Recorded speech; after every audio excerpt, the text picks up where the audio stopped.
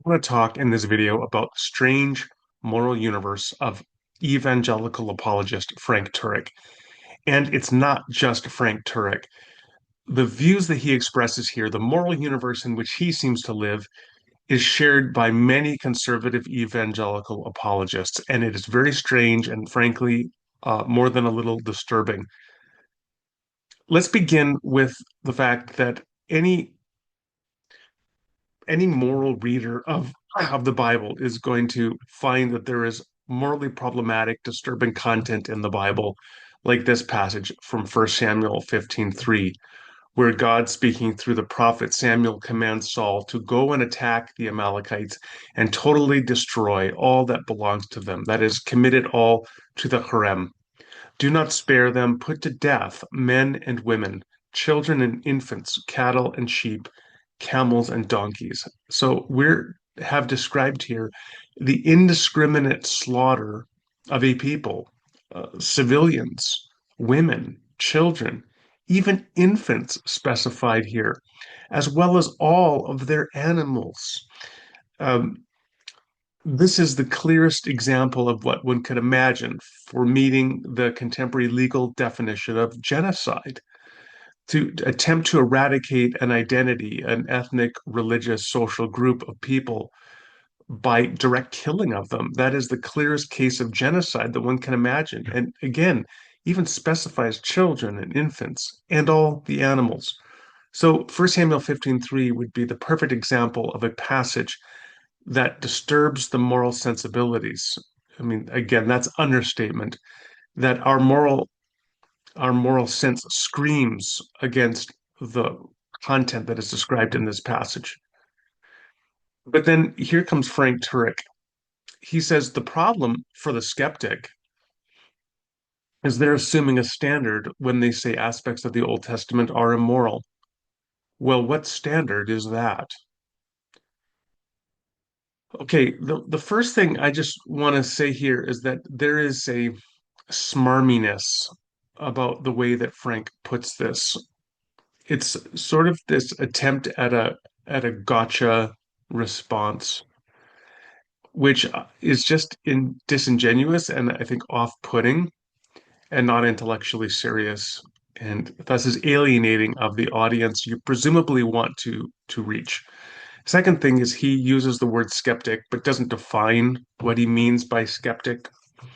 So really that just becomes a kind of a cipher, this empty word to just refer to whatever group Frank wants to claim is foolish. He often uses the word atheist similarly. They're essentially interchangeable for him, it seems.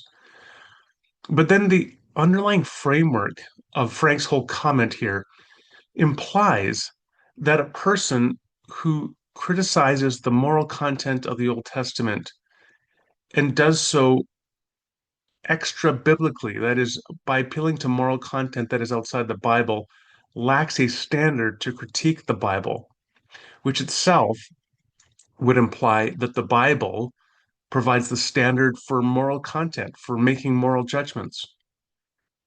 And that is the very strange moral universe in which Frank Turek lives, a universe in which he implicitly claims, he implies, that the only way you can make moral judgments about the actions of others is by appealing to the Bible, that the Bible is the sole source by which we have moral knowledge. And honestly, this is not just a view that is ostensibly held by other evangelical apologists, but you see it widely assumed by many evangelical biblicists who they seem to say, like, the Bible is how you make moral judgments. That's how you have moral content, moral knowledge is through the Bible. So you can't critique the Bible external to appealing to the authority of the Bible. It's very strange indeed, because it's so obviously false. People don't simply, and this is, as I said, biblicism or bibliolatry run amok, where one overstates the purpose of the Bible, the value of the Bible, what the Bible does, by making claims for it that it doesn't make for itself, and which are obviously contradicted by the evidence. There's so much evidence just to go out in the world and realize that people regularly have moral opinions, moral beliefs, beliefs about good and evil, right and wrong, who have never read the Bible before. And the people who do read the Bible, like Christians, don't simply get their beliefs about moral action from the Bible. It's just obviously false. C.S. Lewis, famously at the end of his book, The Abolition of Man, he drew up a table where he identified major moral claims such as honor your parents, do not lie, do not murder, and then he showed how in multiple cultures, extra biblical or non-biblical cultures, non-Christian cultures, non-Christian religions, how you will find these same moral norms recognized. Not because those people have had some degree of contact with the Bible, but because this is simply a universal moral knowledge. It is the strange moral universe of people like Frank Turek to deny this by implying that you need the Bible to make moral judgments. Now, not only does the Bible not affirm such a view, it explicitly denies it.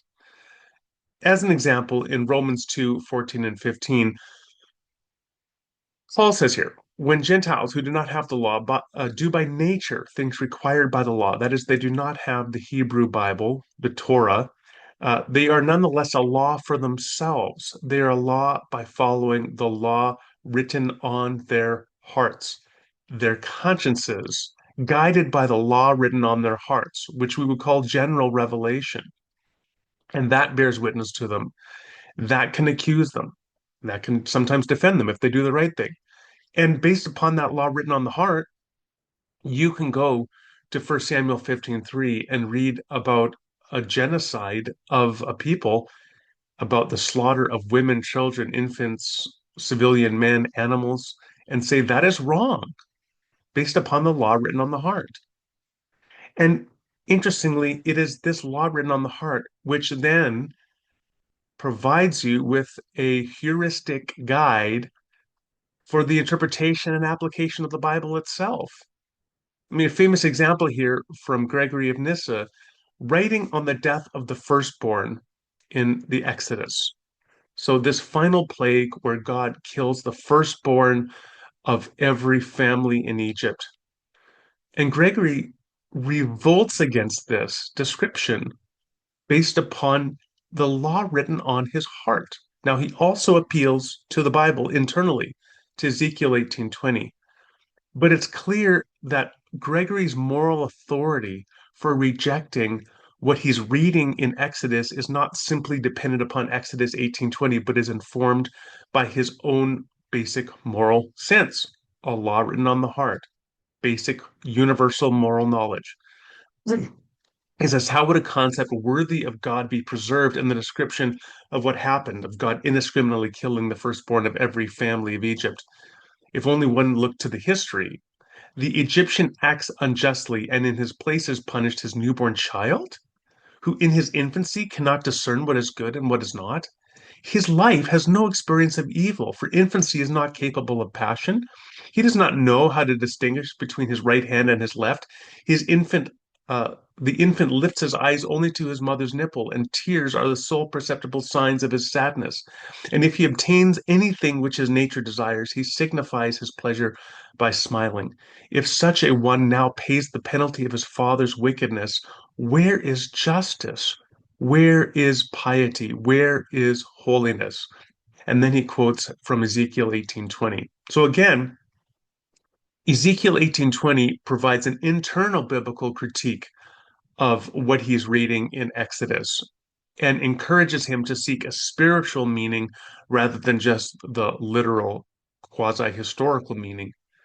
But it's also clear that Gregory is driven not simply by what he's read in Ezekiel 18:20, and this is key. Because if that was it, then you'd have two counter views. You'd have what was described in Exodus and what was described in Ezekiel. How do you bring them together and allow one to be the control text to interpret the other passage? What helps Gregory to sort that out is the moral law written on the heart, where he just sees it's wrong to indiscriminately kill an infant for the action of his parent in order to punish the infant and the parent. God wouldn't, a perfectly moral, just, loving God wouldn't act like that.